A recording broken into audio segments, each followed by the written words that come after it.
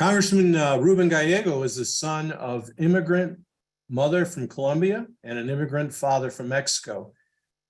He was elected to the Arizona House of Representatives in 2010, where he eventually served as minority leader until 2014. While serving in the state house, Ruben led the fight for Medicaid expansion in Arizona and secured in-state tuition for veterans. He was also the leading voice against far-right Republicans in the extreme legislation they introduced to curb voting rights in Arizona. He resigned from the state house in order to run for Congress in 2014, where he won a five-way primary with nearly half the vote. He has been elected several times since and is running for the United States Senate in Arizona. Congressman Gallego, please, you have the floor. Okay, well, thank you everyone for having me, and thank you to the Democrats of Greater Tucson. It is good to be here. It's good to be here after a winning year, and thank you so much for really pulling the state through. If it wasn't for the Democratic performance down in Pima County, we probably don't win some of these statewide seats, especially the governor, the attorney general, and consistently we have been able to rely on our great Democrats down there. I'm Ruben Gallego. For many of you that have not met me, I'm a fifth-term member of Congress up here in the great state of Maricopa. I think is that how you guys like calling it down there? It's my pleasure to be running as the only Democrat running for U.S. Senate.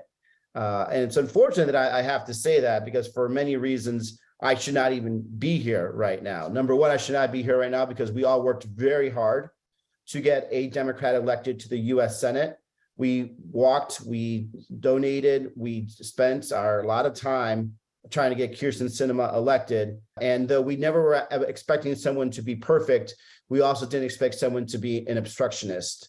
And that's what we got from her. And I could go into further details on that, obviously. But I shouldn't be here, period, just because for a lot of reasons, I'm a real story about the American dream. And this is something that we talk about on that campaign every day. We are talking about this because right now there is a feeling, the sentiment out there, that the American dream is slipping away. And the way that we want to talk about that is because, when things are really bad, hope is your only currency you really try to hang on to. And I tell you from my experience, I grew up in not a great situation. My mom was a single mother raising four kids, on a secretary's salary. I didn't have all the same opportunities a lot of people had, but I did have hope and belief in the American dream. My first bed in a long, long time was my college dorm room bed. It was a bunk bed, and I was really excited about having that bunk bed. And, every day while I was in high school, whether it was working at my night jobs, helping raise my sisters, and studying at the same time, I always believed deep down in my core that if I worked hard, that I was going to make it. And I knew that I was poor. I knew that we were not in the best situations, but I had this deep belief in the American idea that if I just keep my nose clean, I work a little harder, in the end, it will all pay off. And it did. It really has. My mom, to her credit, started her life and with her four kids without anybody having a college degree. And by the time she was done, she sent all four of her kids to college, and then she went back and got her college degree. That's a great story about America there. And I found myself being a lucky man, gotten a scholarship to Harvard, and then continued to want to give back to my country by serving in the United States Marine Corps. In the Marine Corps, it was a great experience, but it was tough. I was a combat infantryman. I'm sure there's a couple of veterans here. I served in Iraq in one of the hardest hit units in the whole war, and came back to the States, not the same person, and actually moved to Arizona right after Iraq to really try to get my life together again, especially after still dealing with the PTSD, but it was really deep back then. And a lot of my men just were not able to adjust. A lot of them were not even able to get VA appointments. A lot of them found themselves homeless, and some have committed suicide. And it's because of me trying to find a way to help them that really started me in politics here in Arizona first as a campaign staffer, eventually running for the State House and passing my first bill being a bill that got in-state tuition for veterans, no matter where you're from, something that has helped thousands of Arizonans adjust themselves here in Arizona.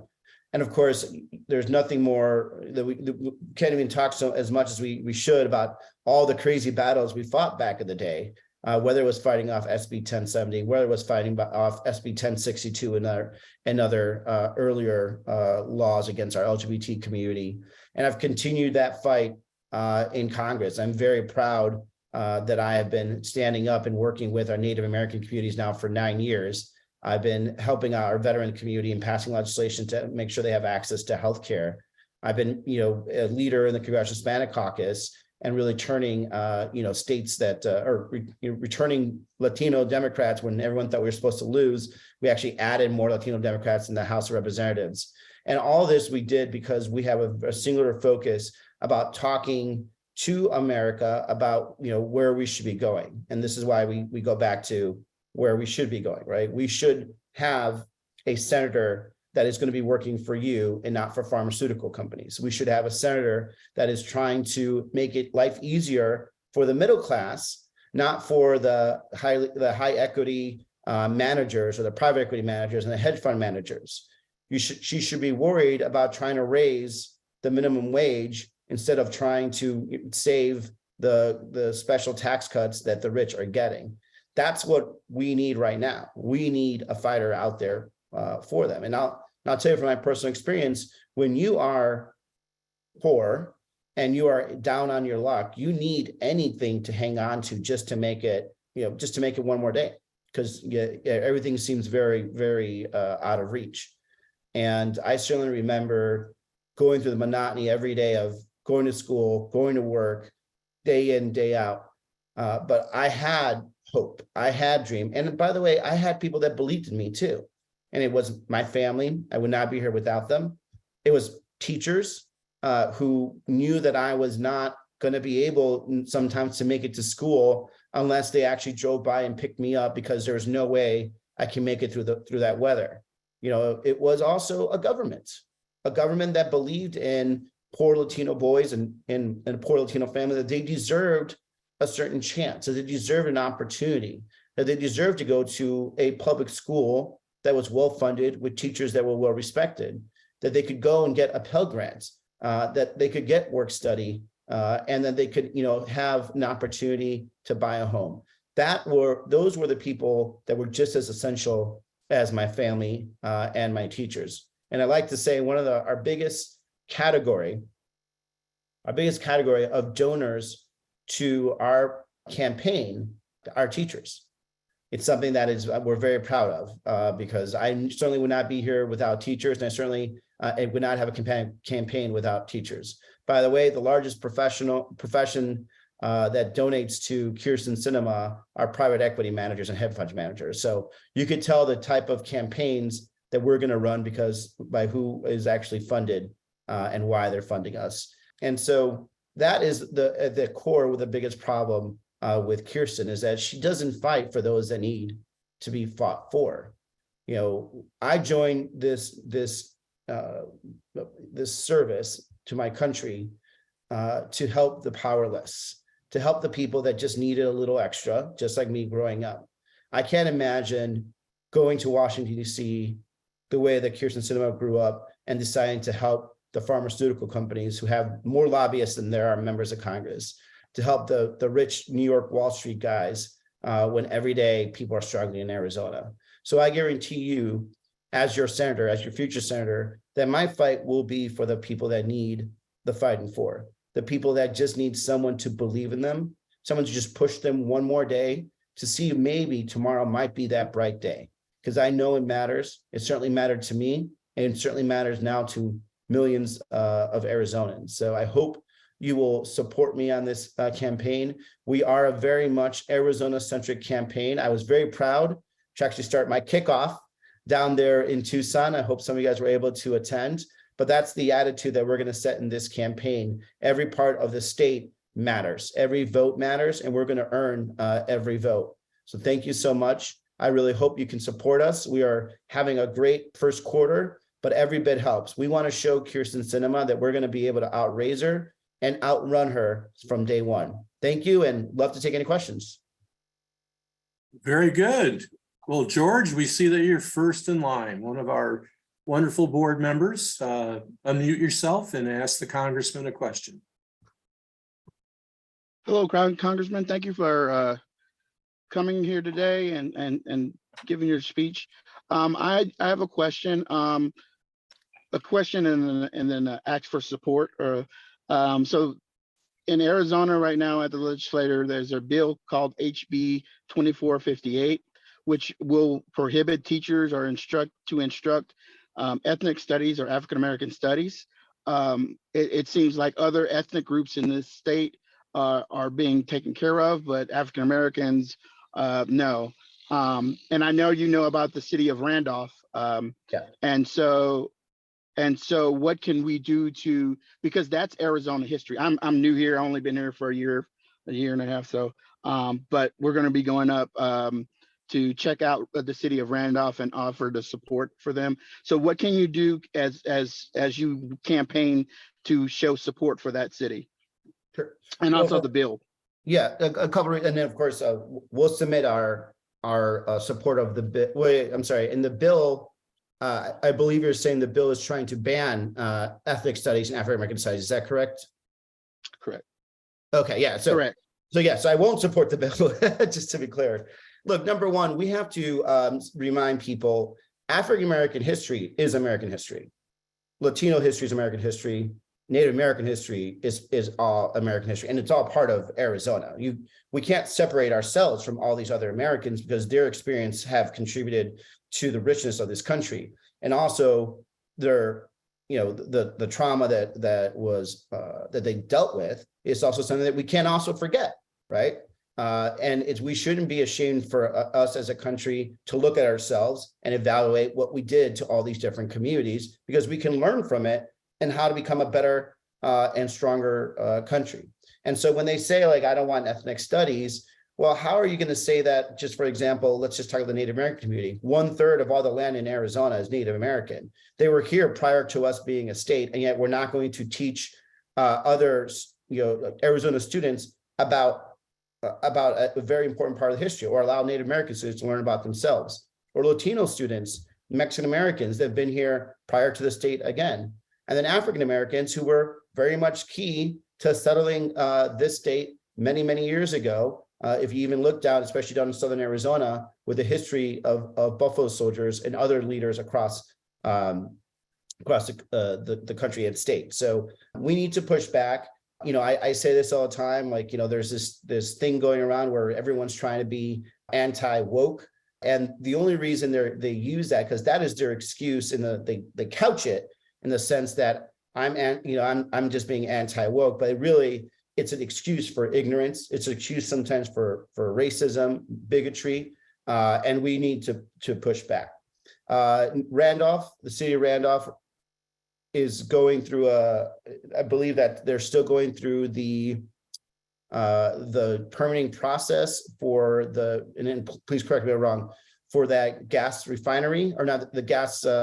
It's not a gas refinery, but it's a gas power generation station, and it's going through the Corporation Commission for that. I think it's been rejected before. We will always also be in support of that, for the rejection of it.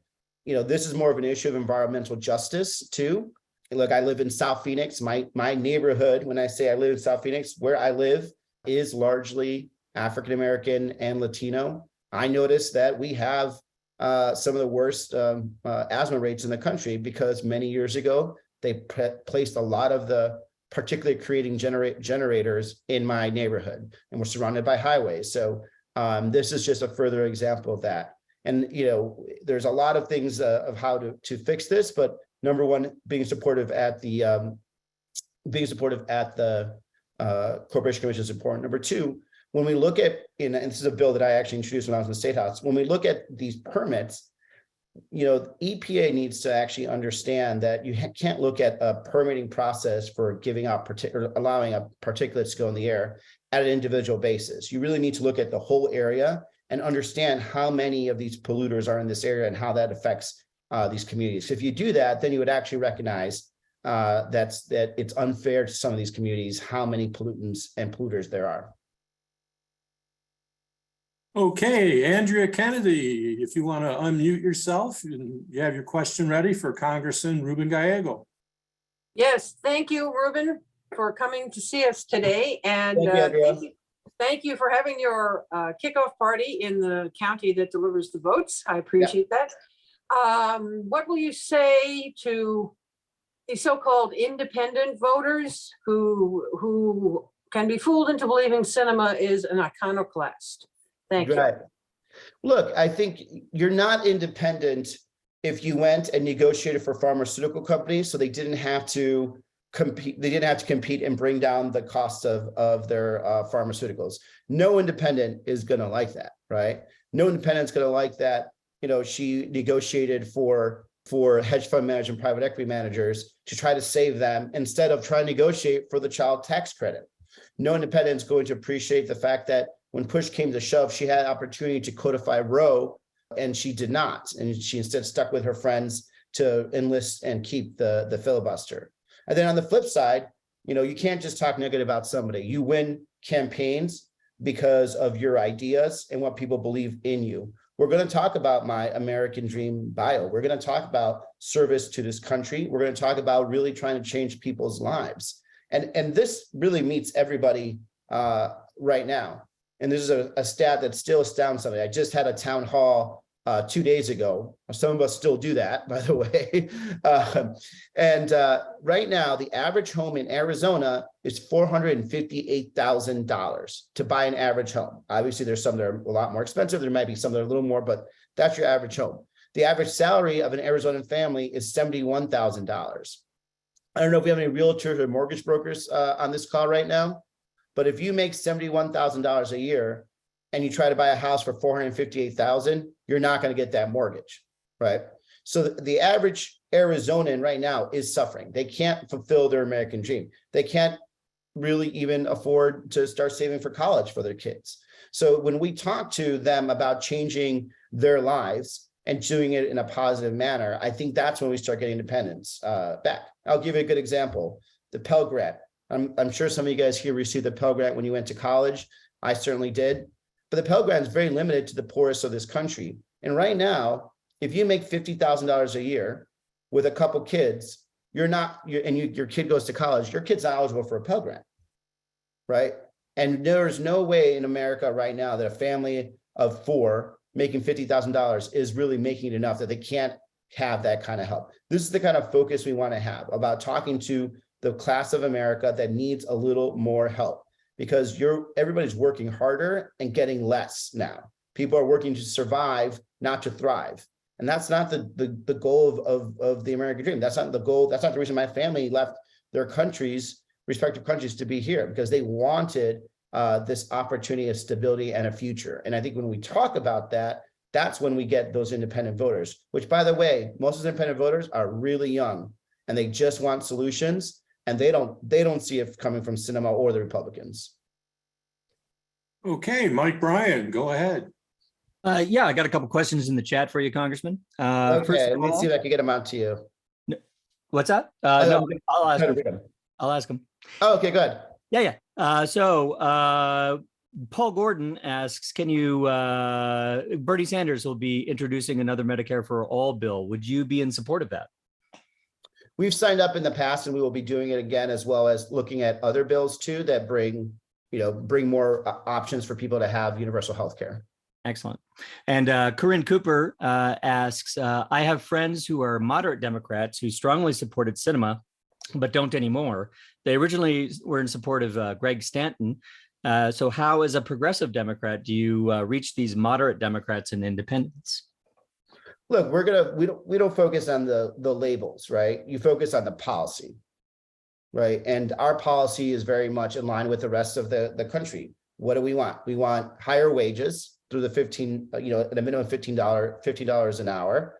That, by the way, used to be a very radical lefty thing. Now that's accepted as part of the norm. Let's talk about the child tax credit. Something that people used to say is again, something from the far left, something that people want, need, and desperately could use right now, especially as costs are so high. We're going to be focusing, again, the bread and butter issues that people care about. Every Democrat, by the way, that's run in Arizona, whether it was Sinema all the way to Mark Kelly last year, is always the crazy radical socialist. Have you guys not seen any campaigns where they don't call us something like that anyway? So focus on the policy, focus on trying to make people understand how your bio links with that policy. And in the end, I think it's going to have more power and more resonance than anything else. Thank you, Congressman. Ellen Parrish has a question. She'd like to hear your ideas for dealing with our water crisis here in Arizona. Well, how much do I have? Well, I think, look, like we have three problems here, right? We have the water that's coming from the CAP. We have water from our aquifers, the areas that are running off aquifers. And then we have other unincorporated areas. So number one, in terms of our CAP water, stuff that really is important to Arizona, to Maricopa and to Pima, we really need to be working with our farmers for them to actually do smarter farming, because there's a lot of water waste that's happening there. We need to do better infrastructure so that way we have less leakage. We also need California to actually step up and actually contribute and actually take more conservation steps, because of the farmers in the Imperial Valley have not done anything whatsoever. One of the things we also need to look at is technology. There is technology, for example, that allows us to essentially suck water out of the air, or suck water from the air, and make it potable. Right now, if you actually, and I'm trying to help some of the tribes do this, if a tribe wants to use that type of technology, they're not eligible for the grant, so it would help to do that. So that's another area. And then for in terms of groundwater management, especially our aquifers, we need to have the state in total needs to have a management, be under management areas. There are some areas of the state, and these areas are very rural, that basically you could just stick a straw in the middle of the ground and suck up as much water as you want, right? You don't have to show where there's going to be 100 years worth of water. These water management areas, or these lack water management areas, are going to create massive potential deserts when the aquifers end up being tapped dry, and the people themselves, the families in those rural areas, are also going to be screwed, because they're not going to be able to dig even deeper wells. So a statewide groundwater management area is extremely important, or rules and regulations. And then lastly, statewide conservation rules. New houses, new buildings need to have conservation tools, equipment, low flow toilets, encouraging the use of gray water, things of that nature. So those are the three areas that we desperately need to focus on. I'm fine with also looking at desalination. The problem with desalination, it is very energy intensive. If we can find a desalination process that's not energy intensive, then I think that's something that I would be favorable for. But right now, I don't think we have that capability. Thank you, Congressman. There's a couple more questions in the chat, but I'm going to put myself at the end of the queue so we can have some live questioners up. Okay. Barbara Warren, let's hear your question to Congressman Gallego. In addition to the water issues that you intend to deal with, or think we need to locally around dealing with our changing climate, it's getting hotter. We have problems with a lot of different ways of looking at the problems, and I'd like to know what your approach is. And I want to throw in another. We kind of lost you on that last bit. Yeah, you're kind of coming in and out, Barbara. I got the first part though. If you want me to start on that, and then Barbara, sure. you want to text the rest of the question. So in terms of the climate change, or just the fact that things are getting hotter, and I'm sure we all noticed it. Like, I moved to Arizona 18 years ago, and it is significantly hotter, especially during the summer, than it was 18 years ago. So we have climate change that's occurring right now, and so we have a long-term problem/solution we've got to work on, which is curbing climate change, and that means we have to reduce our greenhouse gas emissions, as well as trying to figure out how to encourage other countries to reduce their greenhouse gas emissions. And so here's a couple of things. So in terms of local mitigation, in Arizona, I led with Bonnie Watson Coleman and Donald Payne a national bill to help areas that are especially vulnerable to climate change, to help them get cooling technologies. So what does that mean? To reduce the heat island effect, we are trying to encourage cool pavements and cool ground, so that way people, the sun doesn't bake to the point where at night it's still contained in the cement. And that's one. Number two, to encourage more shading in some of these neighborhoods. So again, if I live in South Phoenix, I live in a subdivision, a brand new subdivision. My brand new subdivision has lots of shading, right? But the older parts of my neighborhood does not, because when they built these neighborhoods, they built it in a very cheap manner, and they didn't put up trees. They didn't think about shading. They just try to do this as fast as possible. So now what I did with this bill, and trying to still get it through, is to create a grant process to help cities create shade, whether it's artificial or natural shade, for these communities. And we emphasize communities that have been neglected in the past, because it's always easy to add shade structure in the nice areas because they already have it, but where it's very most necessary is actually in these poorer kind of areas. So that's one aspect of it. And then again, better planning. We should not be building in some areas that have are dealing with severe drought. If you're going to build, you have to have be built in a water management area that you can identify the 100 years where that water is going to come from, and it should have at least some cooling standards to it, as in, again, pavements, sidewalks, things of that nature. In terms of, again, long-term decarbonization, I would say, or getting us off carbon energy, more investments in solar renewables. I do think that we also have to be trying to figure out how to get more electric vehicles out there. The problem with that is that we need to encourage the people that drive the most, which tend to be the middle class, to get these electric vehicles. So bringing that into the mainstream, so working class people can actually have that, is going to be just as important. And then just more investments in technology, see if we can create a hydrogen-based future that would actually be, that would provide the real baseload energy we need every day, and allow us to really live off renewables and hydrogen versus the carbon intense energy that we have right now. Okay, Yoshimatsu, let's hear your question for Congressman Ruben Gallego. Other than the obvious reasons of the incumbent and Arizona politics in general, the reason I jumped behind your candidacy is because I'm a firm believer that politicians need to know the consequences of their military decisions, and I think you do. Mm-hmm. The two things that have really benefited me, I mean, I'm a veteran from a long time ago. You may have heard of a place called Vietnam. And, yeah, I did. when I got back, the GI Bill was one of the best things that ever happened to me. Mm-hmm. They paid for everything, and it really pissed me off when they cut it back to whatever paltry sum they propose now. I mean, I got the benefit of the full GI Bill, but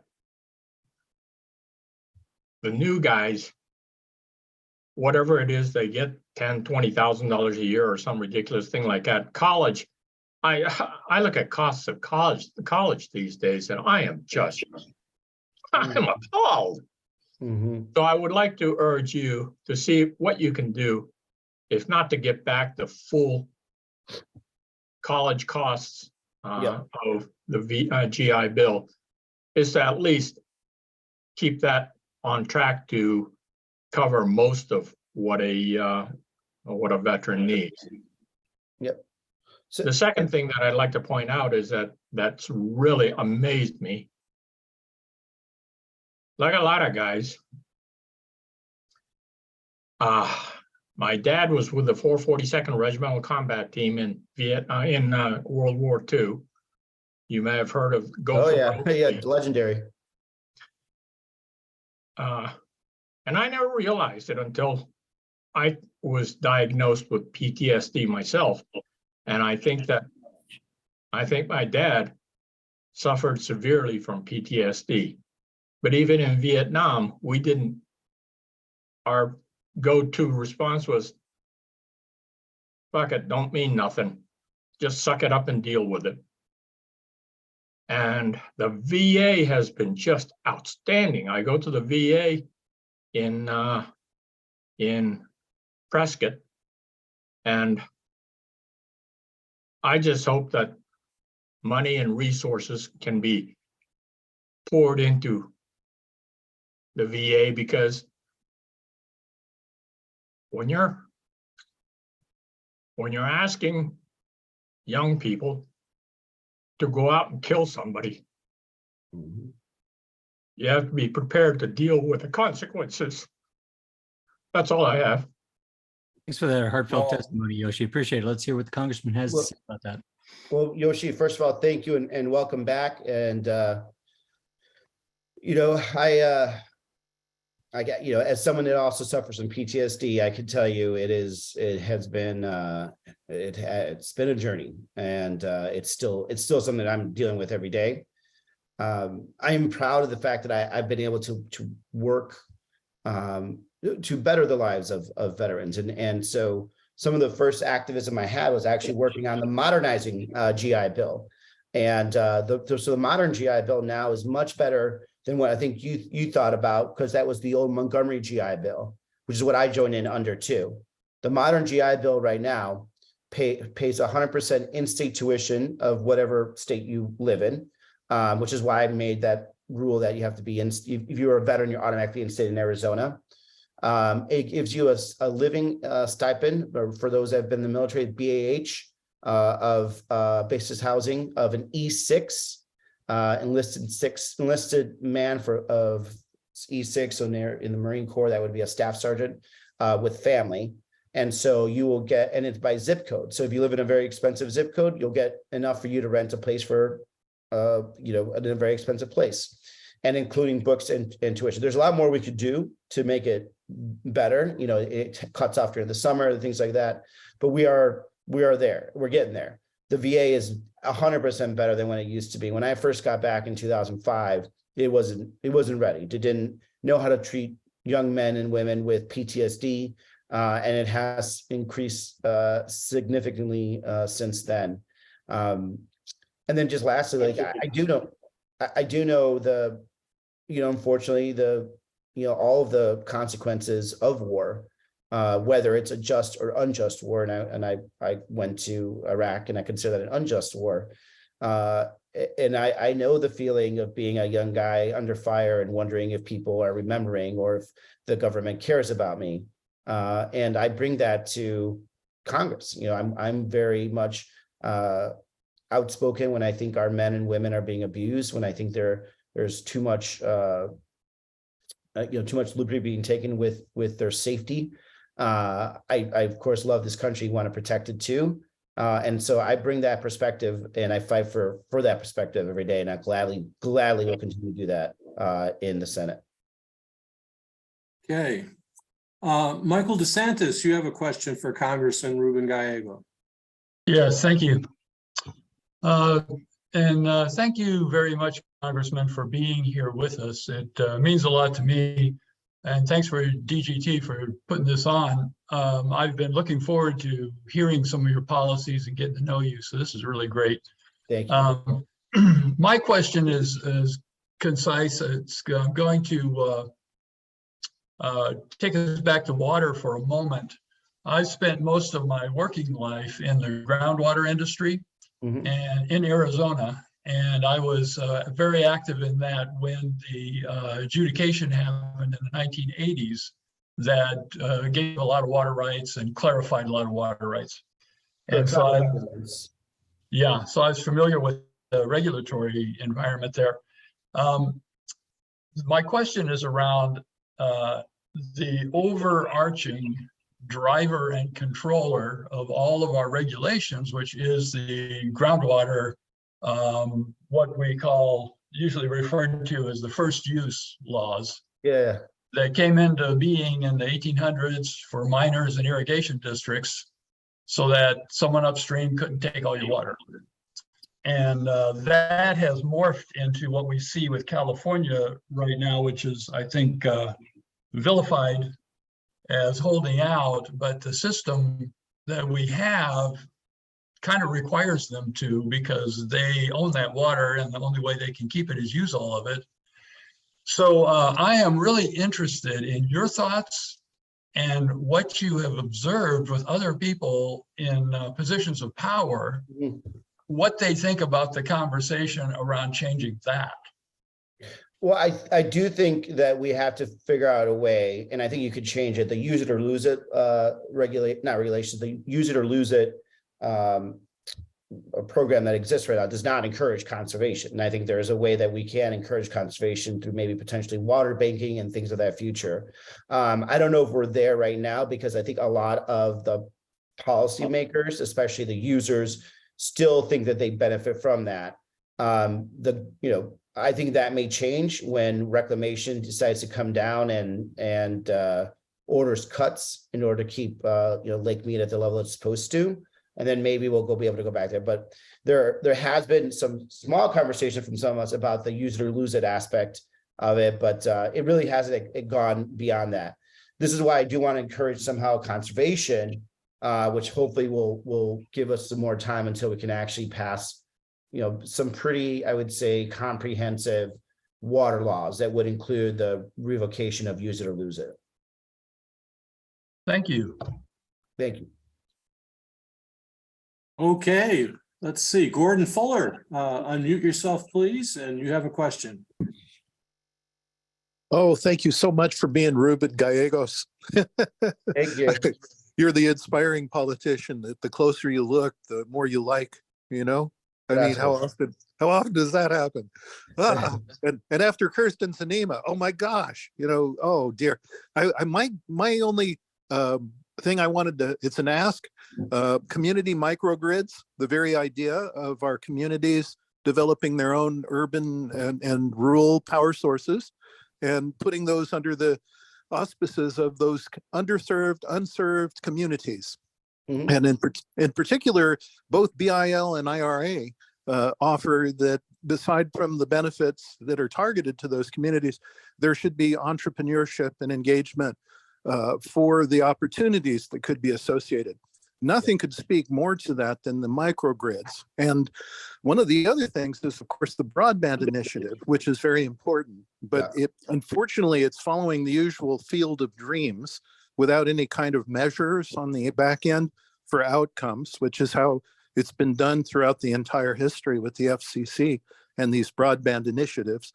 Over the last 10 years, the telco FCC thing added about 30 million new people, but there's an estimated 60 to 120 million that are unserved. And these are, of course, people that are houseless, people that are, have cognitive decline, people in very rural communities, so many people. But the idea of, if we're going to have these technologies, I think the nothing about us without us kind of motto of the disability community, of which I'm a member, should be applied. And by the way, thank you. This time, people with disabilities are on the list of those unserved, underserved communities. So thank you for all of those things. And that's an ask. If we could take a look, between now and whenever, as we look at now the money coming out for these broadband initiatives under IRA and the BIL, and think about community microgrids and how the intersection of those technologies and those initiatives could help our communities, our rural, impoverished, unserved or underserved communities. Thank you. Thank you, good sir. Thank you, Gordon. I actually have written legislation, and I've been pretty close to getting to actually, it's called Bridging the Digital Divide on Native American Land, because partly one of the biggest reasons why also our Native American communities tend to be poor is because they literally do not have access to modern e-commerce. And by doing that, because this is mostly rural areas, you're actually also helping out the rural areas because you're putting down the spine down. But I understand what you're saying about the outcomes, right? It doesn't make much of a difference if you just throw down fiber, but it doesn't actually end up connecting to anybody's home, or you're only connecting high fiber users such as like big businesses that are in rural areas, but not the actual rural residents that actually need it, right? So yeah, there are aspects of that actually though in the in both the infrastructure law as well as IRA, which I think is extremely important. I think you asked one more thing before that. What was that? I think it's the idea of community engagement. Oh, the grids. Yeah, social Yeah, so I mean, I'm all for microgrids or any type of grid. The area that we need to really work on is some battery storage capability, though. And so the good thing about IRA is that there is going to be an investment in R&D, and we need some deep R&D in battery storage because, as you know, a microgrid's really good, provided that you have the you have enough energy being produced by whether it's whatever renewable you're using that day. The problem is that whenever that renewable is gone, then what are people going to actually be able to rely on? And when it comes to peak hours or peak usage, so when people are running the AC or anything that energy intensive, our renewables may not be able to do it. So when we get to the capability of being able to pair microgrids with reliable long-term storage batteries, I think that's going to be very key, and that just requires us to do a lot of research. Thank you, good sir. Thank you. Great. Okay, Mike, I think you might have a couple questions in the chat room. Yeah, one of the key differences between you and Senator Sinema is perhaps your stance on the filibuster. Can you talk about your views on the filibuster? Yeah, I mean, I think it has to go. I mean, there's really no other way to put it. It has been abused. It is no longer used as a tool of compromise. It's just a tool of obstruction. And as this country becomes further and further diversified, and I think it's going to be more and more democratic, it's going to be the filibuster, the courts, and gerrymandering that are really going to be used to enforce a minority point of view on this country, which I think is detrimental, obviously, to democracy. But let's look at what we know so far. I'll give you a really good example. After Newton, where we had 21 babies getting killed, there was what's called the Manchin-Toomey bill, which was supposed to be a compromise gun regulation bill, gun restriction bill. And it was supposed to be it was a watered down bill that would have gotten universal background checks, some red flag laws, but not even that much. And it still got filibustered. After the 19 babies at Uvalde were slaughtered by madmen, what happened? We didn't get a good bill. We got the watered down bill of the Manchin-Toomey bill. Again, because there was the filibuster in the way. If you look at last year, when the Democratic House passed 3 bipartisan immigration reform bills, one to do with Dreamers, one to do with our ag workers, and one is a comprehensive overall immigration reform bill, it was stopped at the Senate, again, because of the filibuster. Time and time again, we've seen this rule, by the way, it's not a constitution, rule of the Senate that has been done over and over again to kill progress. And I'm not going to stand for it anymore. We just saw also the John Lewis Voting Rights Act go down to this rule, by the way, that was largely used to actually uphold Jim Crow laws. And now, we're always at the danger of some states, trying to pass very anti-voter laws. We're lucky in Arizona, we have control of the governor's office, or else we'd probably be seeing the same thing right now. But there's this law his rule is not helping us. It's not helping the country.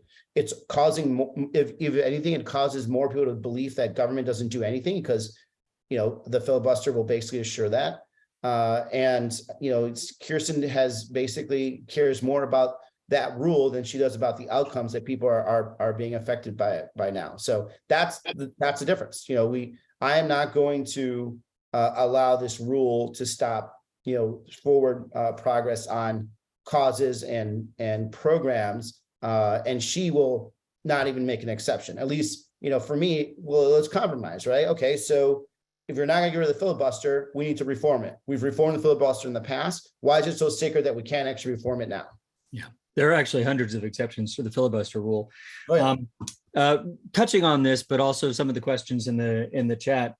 Some people are very concerned about attacks on our voting rights. What's your position on that? And of course, talking about imposing minority views on the rest of us. The recent decision in Dobbs regarding women's health and women's reproduction. How do you see us getting back to a place where we actually protect women's choices? Well, so in terms of voting rights, look, if you look at the state, I think for now, unless the Supreme Court, the state Supreme Court decides to throw some wrenches there, we're at least in a safe territory. We have power of the veto. We have Secretary of State there that also I think will also help implement, good rules that will, expand voting rights, not deter it. Nationally, though, we should be worried. There are a lot of states that are going to try to disenfranchise voters. We already seen that in Florida. We saw it in Georgia. We see it all through other parts of the country. And having the Voting Rights Act with some level of pre-clearance is extremely important. This is why, in the John Lewis Voting Rights Act, there's a section that I wrote specifically into the law that has to do with bringing back pre-clearance. So it does matter. They're going to try to continue to, make it harder for people to vote because they know that,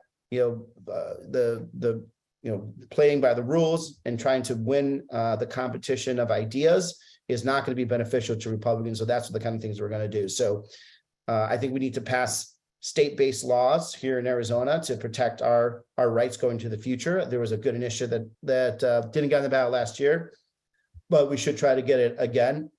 We do have to worry about referrals from the House and the Senate that could be couched as voter integrity, but are actually going to, I think, destroy people's opportunities to vote. And then as for choice, number one, we should definitely be looking at putting something on the ballot in Arizona to make sure that that women have the right to an abortion. I don't think we can wait on the federal level to do anything because clearly Kyrsten Sinema and one or two other Democrats are not going to rule out the filibuster in order for us to pass a protection act. But as soon as we have the opportunity, and when I defeat Kyrsten Sinema and become senator, I will be hopefully the swing vote to make sure that we pass the Freedom of Choice Act. So women, families will have the opportunity to decide what to do with their future, their bodies, and the government should butt out of that. Okay, Mike, any other questions in the chat room? None that we have time for. We're 2 minutes from the end of the event. I know that I do see one I want to answer. What will become of us if it's a close three-way race between Gallego, Sinema, and Scary Lake? Okay, first of all, it's not going to happen. It's not going to be close. It's not going to be close. And the way it's not going to be close is if you guys help me get there. When Kyrsten realized that she is not going to be able to buy this election because of hedge fund managers and private equity managers, she will eventually bow out.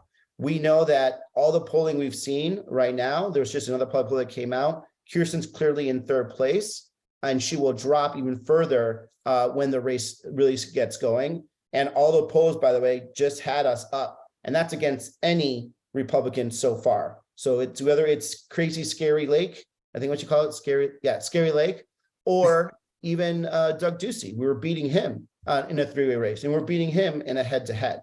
So we have momentum on our side. We have the messaging on our side. I have the messengers such as y'all on my side. If you could help us this quarter in terms of money, that would be huge. But we're going to be able to have the campaign that we're going to have to actually win this. And even with Sinema in there, we will be able to win this. Okay, let's give a big round of applause for Congressman Ruben Gallego. Thank you so much. Have a good one. Thanks for coming, Ruben. Adios. Adios.